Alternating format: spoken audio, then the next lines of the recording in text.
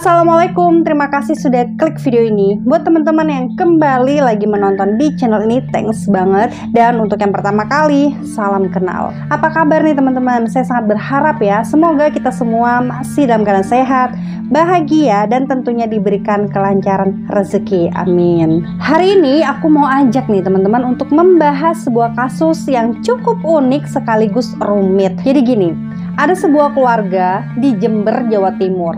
Selama ini ya biasa aja sih, terlihat seperti keluarga pada umumnya, tampak bahagia gitu ya. Terdiri dari suami, istri, dan 2 orang anak. Perekonomian keluarga ini juga cukup lumayan berada. Bahkan mereka memiliki perkebunan kopi yang luas dan produktif. Nah, suatu hari sang suami dikatakan pergi bersama pelakor ke Lombok, NTB secara mendadak. Namun tidak ada kabar beritanya sama sekali. Tapi mengejutkannya teman-teman, 7 bulan kemudian tubuh sang suami malah ditemukan dicor di lantai rumahnya sendiri. Bagaimana ini bisa terjadi? Apakah istri dan anak-anaknya juga terlibat? Dan kok bisa terungkap gitu ya teman-teman. Nah, yang menariknya dari kasus ini adalah akan ada sesi saling tuduh-menuduh, dan masing-masing itu kuat gitu dengan pendapatnya, sehingga lumayan bikin puter otak untuk menentukan siapa yang jujur gitu loh. Nanti kalian harus komen ya pendapat kalian. Oke, langsung aja yuk kupas tuntas di channel Rikal.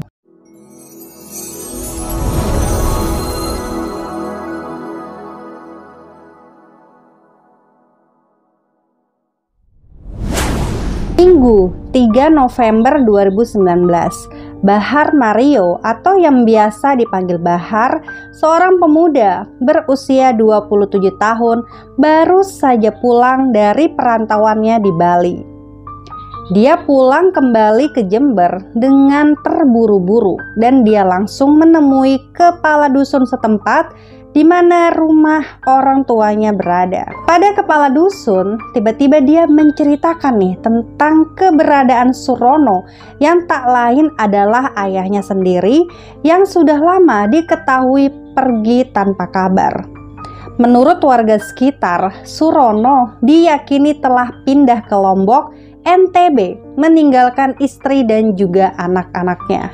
Tetapi dengan sangat mengejutkan, sang anak mengatakan bahwa sebenarnya ayahnya tidak pernah pergi kemana-mana karena ayahnya telah dianiaya dan disimpan di dalam rumahnya sendiri. Tapi dia nggak tahu tuh di bagian mana letak tepat tubuhnya Surono disembunyikan. Dan teman-teman, ini adalah penjelasan kejadian dari sudut pandang Bahar, sang anak. Malam Jumat lalu, Bahar menelpon ibunya. Ibunya pun bercerita bahwa dia tidak jadi menikah dengan calon suami barunya yang bernama Jumari. Dengan alasan istri lama calonnya itu sudah kembali pulang dari pekerjaannya di Arab Saudi. Nah, di situ juga Bahar ini pun langsung bertanya tentang kabar sang ayah. Namun, seketika dilarang oleh ibunya. Ibunya yang bernama Bu Sani berumur 48 tahun, dia mengatakan bahwa dia merasa sesak di dalam dada apabila mengenang sang suami, dikarenakan rasa bersalah telah menganiaya suaminya sehingga menyebabkan meninggal. Mendengar itu, Bahar pun penasaran nih. Lalu dia mendesak sang ibu untuk menceritakan lebih lanjut alasannya karena telah tega menyakiti ayahnya. Bu Sani lalu bercerita nih bahwa dia dan calon suaminya Jumari hari itu kepergok oleh sang ayah ketika sedang berduaan di rumah. Dan tanpa bisa dihindari, Jumari lalu menganiaya sang ayah alias Surono dan tubuhnya pun dikubur di bawah lantai musola rumah yang berada di dekat dapur. Nah, setelah mendengar kesaksian dari Bahar, Pak Kepala Dusun pun langsung melaporkan hal ini ke polisi untuk ditindaklanjuti.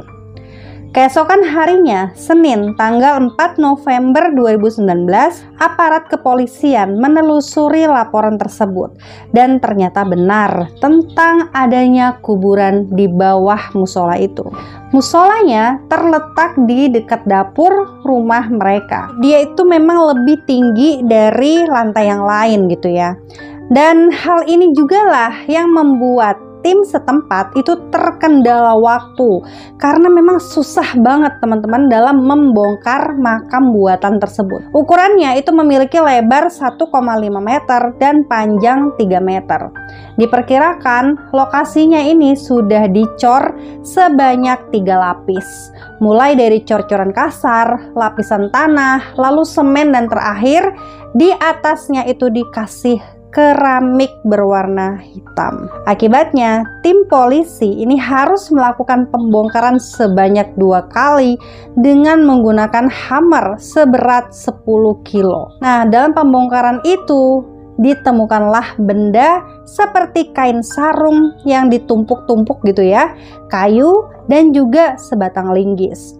Di dalam sarung itu berisi tubuh sesosok laki-laki. Kemudian setelah diotopsi, terbuktilah teman-teman ternyata tubuh itu adalah benar Surono yang sudah menghilang selama 7 bulan. Keterangan Kapolres Jember AKBP Alfian Nurizal, tubuhnya tidak semuanya tercerai-berai menyisakan tulang belulang, tapi masih ada bagian yang utuh, yaitu di bagian tengah. Karena posisinya yang ditekuk gitu ya antara kepala dan kaki dengan arah yang menyerong ke kanan. Lain dari itu, tubuh bagian yang lain sudah rusak nih teman-teman, seperti kaki, tangan, dan terutama pelipis kiri dan rahang atas akibat bekas dari hantaman benda tumpul. Dan menurutnya juga, lokasi penguburan yang disebut-sebut sang istri sebagai tempat musola itu sebenarnya tidak tampak seperti musola karena ukurannya memang kecil dan hanya muat 1 orang saja. Sang istri, Bu Sani beserta anaknya Bahar, kemudian dimintai keterangan.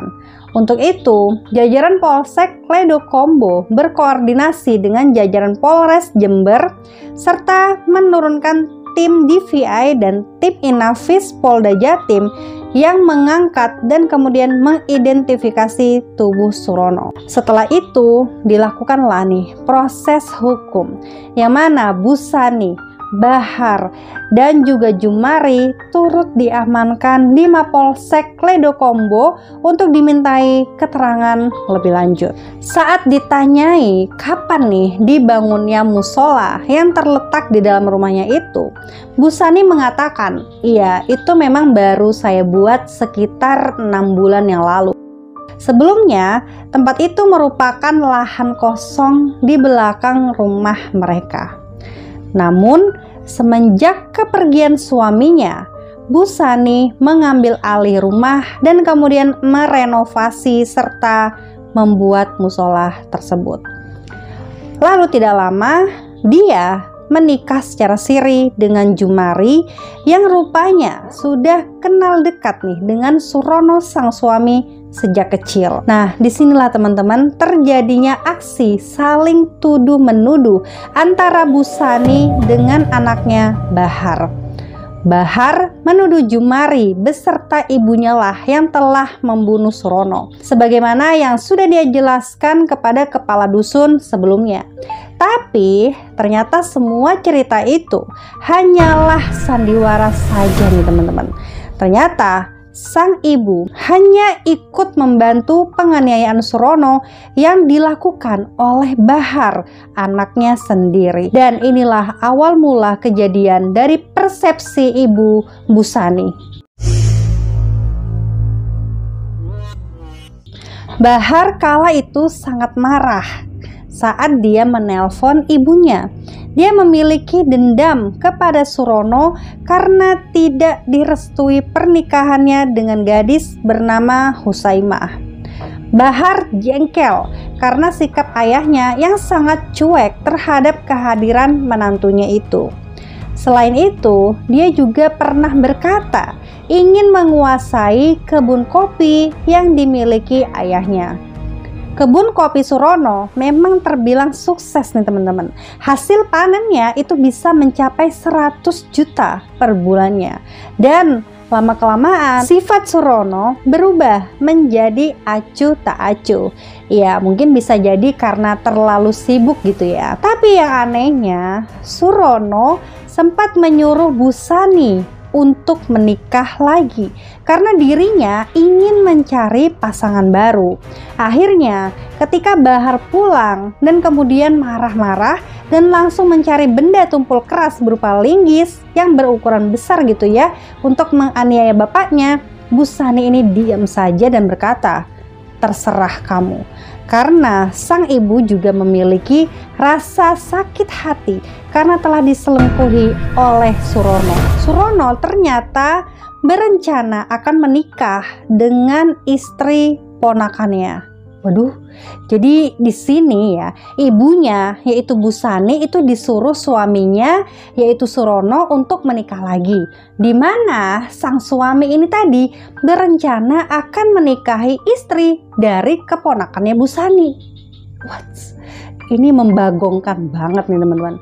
Nah tapi saat itu ya Bahar juga mengancam ibunya. Apabila ibunya ini melarang atau bahkan melaporkan hal ini, maka ibunya akan diperlakukan yang sama seperti ayahnya. Dan karena takut gitu ya dengan ancaman Bahar, dia pun gak mau ikut campur. Akhirnya dia pun segera mematikan lampu dan kemudian berlari keluar saat Bahar menganiaya ayahnya yang sedang tidur tepat jam 11 malam. Busani lari nih ke sebuah sungai dan kemudian dia duduk di sana selama 1,5 jam lamanya gitu ya teman-teman. Lalu setelah 1,5 jam dia pun kembali ke rumahnya dan mereka berdua menggotong tubuh Surono menuju ke belakang rumah. Malam itu Bahar sempat mengambil uang senilai 6 juta rupiah dari tasnya Surono. Jadi begitulah kejadian yang sebenarnya teman-teman. Bahar dengan tega telah menganiaya ayahnya, tak lain juga akibat harta. Ternyata terdapat informasi bahwa ayahnya dulu pernah nih menjual sedikit lahan hanya untuk mengganti biaya penjaranya karena dulu Bahar pernah membacok guru ngajinya sendiri ketika dia masih mondok di pesantren. Dan itulah alasannya dia menjadi takut jika harta ayahnya habis dan tidak menyisakan untuk dirinya lagi. Padahal kan itu buat dia sendiri ya teman-teman. Sementara Busani sang istri, dia sakit hati karena suaminya ini sudah tidak mencintainya lagi dan justru menyukai wanita lain. Jadi disimpulkan teman-teman, motifnya ini adalah asmara dan juga harta. Kejadian ini dilaporkan Bahar karena lama-kelamaan ya setelah kematian ayahnya, sang ibu ini belum juga memberikan sepeser uang dari hasil penjualan kopi ayahnya. Karena diperkirakan sekali panen hasilnya bisa mencapai 90 hingga 100 juta rupiah. Mu'a Fatim, anak bungsu dari Surono, saat kejadian berlangsung gitu ya, dia masih berada di negeri jiran. Dirinya sempat menghubungi sang ayah 7 bulan sebelumnya. Dia ternyata meminta sebuah sepeda motor CBR 150 yang kemudian dijual oleh Bahar senilai 19 juta rupiah setelah kejadian itu. Nah, ketika Mu'a Fatim ini pulang kampung, dia merasa heran dengan berita kepergian ayahnya yang disebut-sebut pergi dengan istri barunya. Namun saat itu dia tidak terlalu curiga karena ayahnya ini dikenal sebagai sosok yang memang sering hidup merantau. Beberapa lama dia menetap di rumah ibunya. Mu'a Fatim bermimpi tentang ayahnya. Dan yang kedua kalinya, ayahnya berkata di dalam mimpi bahwa dia sangat kesal terhadap Bahar. Mu'a Fatim akhirnya mengetahui nih kenyataan sebenarnya saat terbongkar kasus ini. Kakaknya, Bahar Mario, akhirnya dihukum pidana tahanan nih selama 20 tahun dengan pasal 340 KUHP karena termasuk tindakan berencana. Sedangkan ibunya Bu Sani dihukum 10 tahun karena dia berlaku baik selama persidangan. So teman-teman, demikianlah kisah yang sangat mengerikan sekaligus membingungkan ya yang dilakoni oleh sekeluarga di Jember. Bagaimana menurut kalian dengan kasus kita kali ini? Siapakah yang menurut kalian benar-benar jujur? Komen di bawah. Dan doaku semoga ya kita semua terhindar dari segala macam mara bahaya. Dan terima kasih banyak buat teman-teman yang sudah menonton video ini sampai selesai. Semoga video ini bermanfaat dan juga informatif. Ingat, hati-hati dan waspada. Sampai jumpa di videoku selanjutnya.